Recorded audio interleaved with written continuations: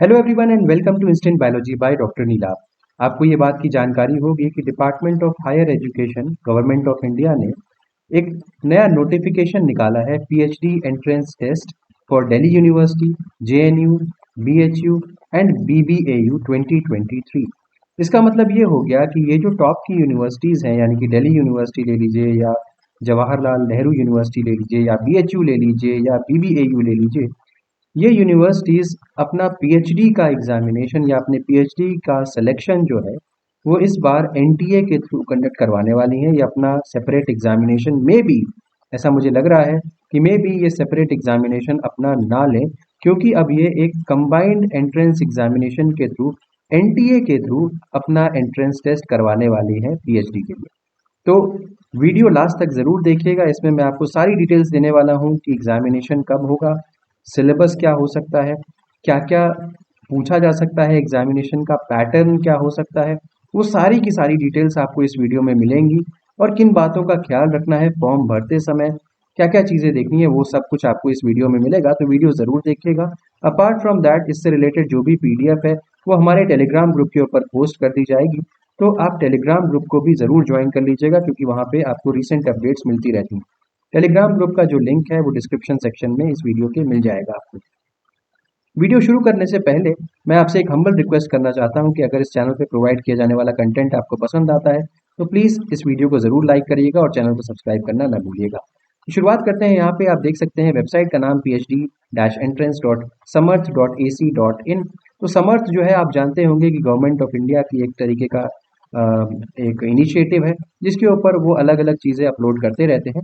तो यहाँ पे आप देख सकते हैं मैं इस वेबसाइट के ऊपर आ गया हूँ और यहाँ पे सबसे पहले आप ये देखिए कि NTA invites online applications for PhD entrance test for DU, JNU, BHU and BBAU. तो जैसे ही आप इसको क्लिक करेंगे तो आप एक पेज के ऊपर रिडायरेक्ट हो जाएंगे जहाँ पे डेट्स वगैरह के बारे में दिया हुआ है।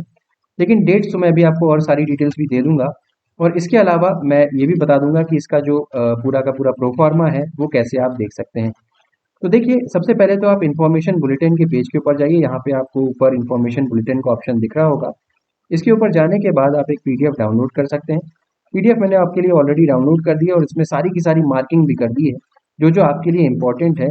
फॉर्म भरने से पहले इनके बारे में आपको पता होना चाहिए। तो चलिए जल्दी से चलते हैं, एक एक चीज़ों को जल्दी से देख लेते हैं। तो यहाँ पे आप देख सकते होंगे कि online submission of application form जो है वो 9 तारीख से 9/8/2023 यानी कि 9 अगस्त से शुरू हो चुका है और वो 8 सितंबर तक चलेगा। रात के 9 बजे तक आप फॉर्म भर सकते हैं। इसके अलावा आप फॉर्म की फीस जो है वो भी लास्ट डेट 8 सितंबर ही है। 8 सितंबर को रात में 11:50 तक आप फॉर्म की फीस पे कर सकते हैं। अब फीस के बारे में बात कर लेते हैं। अगर आप एक ही सब्जेक्ट के लिए अप्लाई कर रहे हैं तो आपको जनरल कैटेगरी के स्टूडेंट को 1200 रुपये पे करने पड़ेंगे, और अगर आप एक और टेस्ट या एक और पेपर में आप अप्लाई करना चाहते हैं तो आपको 800 रुपये पर टेस्ट पेपर अप्लाई करने की फीस लगेगी जनरल कैंडिडेट के लिए। ओबीसी एनसीएल या जनरल ईडब्ल्यूएस की बात करूं तो 1100 रुपये फीस है, और पर कैटेगरी या पर टेस्ट पेपर अप्लाई करने की फीस 700 रुपये है एक्स्ट्रा एक पेपर के अलावा। SC ST या थर्ड जेंडर की बात करूं तो 1000 रुपये है, और पर टेस्ट पेपर और इसके एडिशनल अप्लाई करने की फीस 700 रुपये है। और PWBD जो है 1000 और 700 रुपये पर test paper additional test paper के लिए अप्लाई करने की फीस है। फीस आप कैसे पे कर सकते हैं? Through net banking, debit card, credit card, UPI wallet के थ्रू। इसके अलावा कोई भी स्टूडेंट मैक्सिमम 3 टेस्ट पेपर के लिए अप्लाई कर सकता है, यानी कि एक की तो फीस उसने यहाँ पे दे ही दी। अपार्ट फ्रॉम दैट अगर वो जनरल कैंडिडेट है तो 800 प्लस 800 रुपये और पे करके वो 3 टेस्ट पेपर के लिए अप्लाई कर सकता है। ठीक, यहाँ पे सारी की सारी डिटेल्स दी हुई हैं। जो एग्जामिनेशन का जो टाइम होगा वो 3 घंटे का होगा, यानी कि 180 मिनट, और कई दिन एग्जामिनेशन कंडक्ट करवाई जाएगी क्योंकि नंबर ऑफ सब्जेक्ट्स ज़्यादा हैं, तो मल्टीपल डेज में एग्जामिनेशन कंडक्ट करवाया जाएगा। 2 शिफ्ट्स के अंदर भी एग्जामिनेशन कंडक्ट होगा, जिसकी जानकारी आपको बाद में दी जाएगी। वेबसाइट जो है वो यही वेबसाइट है जिसको मैंने आपको अभी खोल करके दिखाया था। उसी वेबसाइट के ऊपर आपको फर्दर डिटेल्स जो भी इसके ऊपर होंगे वो आपको प्रोवाइड कर दिए जाएंगे। पीएचडी एंट्रेंस टेस्ट याद रखिएगा, ये डीयू, जेएनयू, बीएचयू और बीबीएयू के लिए ही है, और यहाँ पे जो भी एप्लीकेशन वगैरह है वो सब कुछ ऑनलाइन मोड में ही अप्लाई करना है। आपको कुछ भी हार्ड कॉपी वगैरह यहाँ पे भेजने की आवश्यकता नहीं है। अगर मैं फॉर्म फिल करने की बात करूँ तो सबसे पहले आपको रजिस्टर करना पड़ेगा। रजिस्टर करने के बाद आपको एप्लीकेशन फॉर्म फिल करना पड़ेगा। एप्लीकेशन फॉर्म में आपको स्कैन्ड कॉपी ऑफ फोटोग्राफ और सिग्नेचर लगाना पड़ेगा। ये उसकी डिटेल्स है। इसके अलावा फीस का पेमेंट आपको नेक्स्ट स्टेप में करना पड़ेगा। जब तक आप फीस पेमेंट नहीं करेंगे तब तक आपका फॉर्म सबमिटेड नहीं कंसिडर किया जाएगा। इसके अलावा आपको एक और सजेशन दिया जा रहा है। यहाँ पे एक ऐप है एनटीए का संदेश ऐप करके, उसको डाउनलोड कर लीजिए और उसमें अलग अलग नोटिफिकेशंस जो भी एनटीए की तरफ से आते हैं वो आपको वहाँ पे प्रोवाइड कर लिए जाएंगे। संदेश ऐप कैसे डाउनलोड करना है, कहाँ पे अवेलेबल है, ये तो गूगल प्ले स्टोर के ऊपर अवेलेबल है, यहाँ से आप इसको डाउनलोड कर सकते हैं।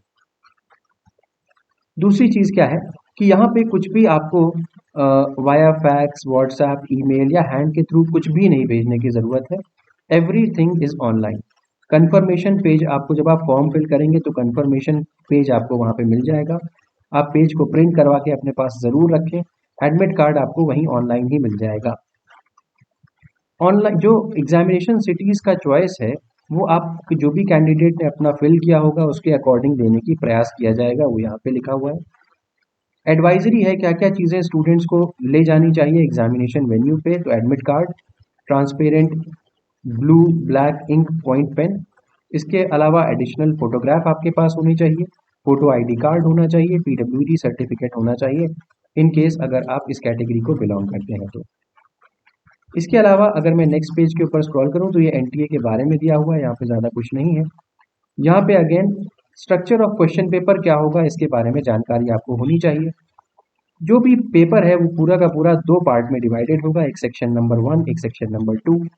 सेक्शन नंबर 1 में रिसर्च मेथोडोलॉजी पूरा आएगा और सेक्शन नंबर 2 में सब्जेक्ट स्पेसिफिक होगा। जैसे कि अगर मैं बायोटेक्नोलॉजी को बिलोंग करता हूँ तो मुझसे बायोटेक्नोलॉजी के क्वेश्चंस यहाँ पे पूछे जाएंगे। सभी के सभी क्वेश्चंस कंपलसरी होंगे। 3 घंटे का पेपर होगा, 180 मिनट का टाइम दिया जाएगा। इसके अलावा जैसा कि मैंने बताया कि मैक्सिमम 3 कोर्सेज को आप चूज कर सकते हैं डिपेंडिंग अपॉन द स्लॉट जो पर टाइम टेबल के ऊपर आपको दिख जाएगा कि आपके पास स्लॉट्स अवेलेबल है कि नहीं है, आप उसके अकॉर्डिंग आप चूज कर सकते हैं। नेक्स्ट, एलिजिबिलिटी आपको जो यूनिवर्सिटीज़ पार्टिसिपेट कर रही हैं उनके वेबसाइट के ऊपर जाकर के अपनी एलिजिबिलिटी यहाँ पे चेक करनी पड़ेगी। अपार्ट फ्रॉम दैट 50 नंबर का आपका पेपर होगा रिसर्च मेथोडोलॉजी पे और 50 नंबर आपका जो एग्जामिनेशन या आप जिस सब्जेक्ट में पार्टिसिपेट करना चाहते हैं वो है। तो लिस्ट ऑफ प्रपोज्ड सब्जेक्ट्स, कौन कौन से प्रपोज्ड सब्जेक्ट्स हैं जिनमें पीएचडी का एंट्रेंस टेस्ट होने वाला है। तो यहाँ पे शुरुआत में आप देख सकते हैं ये जो भी दूसरे सब्जेक्ट्स वगैरह दिए हुए हैं, कॉमर्स फाइनेंस के सब्जेक्ट्स हैं, आर्ट कल्चर के सब्जेक्ट्स हैं, ह्यूमैनिटीज़ के सब्जेक्ट्स हैं, लैंग्वेज के सब्जेक्ट्स हैं और फिर आता है साइंस का सब्जेक्ट। साइंस में मैंने वो सब्जेक्ट्स हाईलाइट कर दिए हैं जिसमें आप इंटरेस्टेड हो सकते हैं, जैसे biochemistry, biomedical research, biotechnology, botany. जैसा कि मैंने बताया सब्जेक्ट स्पेसिफिक क्वेश्चंस यहाँ पे 50 आएंगे और इसके अलावा 50 जो है वो रिसर्च मेथोडोलॉजी में आएगा। याद रखिए जिस टेस्ट में आप अपीयर होना चाहते हैं उसका कोड ज़रूर ध्यान रखिएगा। जैसे कि यहाँ पे SCPH01 है, SCPH03 बायोमेडिकल का है, 05 बायोटेक का है, 06 बॉटनी का है। इसी तरीके से आप नीचे स्क्रॉल करते हुए जाइए।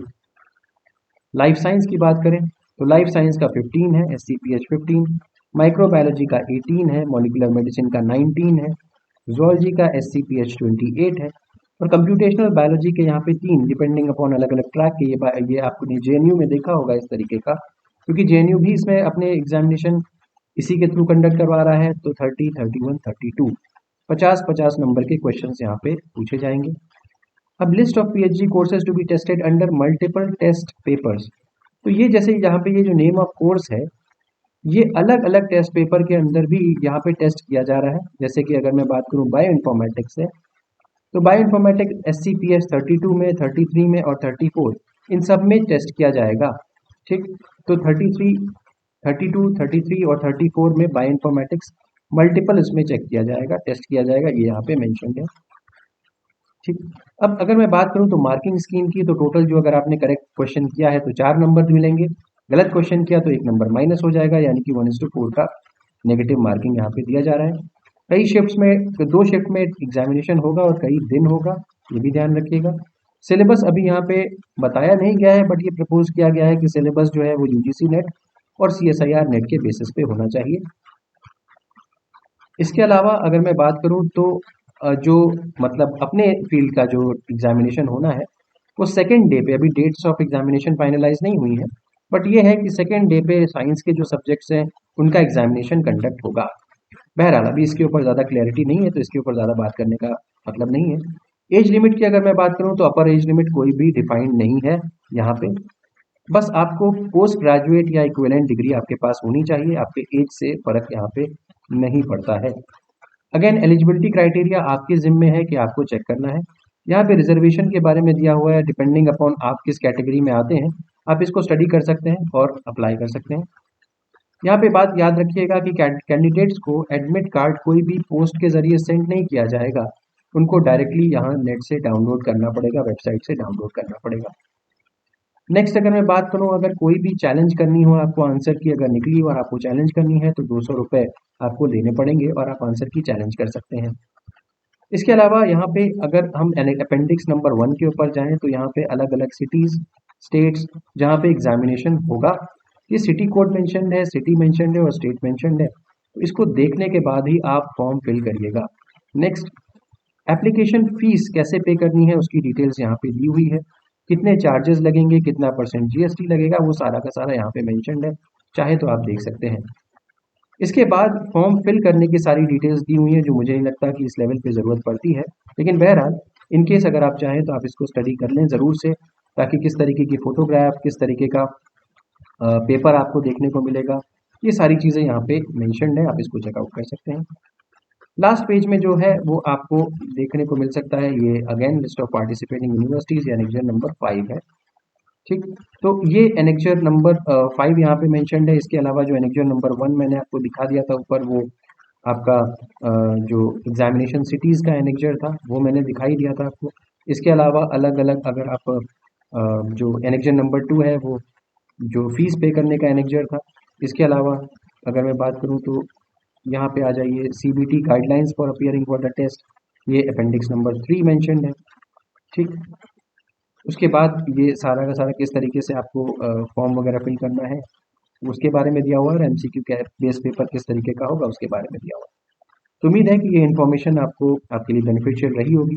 अगर रही है तो प्लीज़ इसे अपने फ्रेंड्स के साथ ज़रूर सर्कुलेट करिएगा और वीडियो को ज़रूर लाइक करिएगा, चैनल को सब्सक्राइब करिएगा, बेल आइकन को दबाना मत भूलिएगा। Thank you so much, have a good day.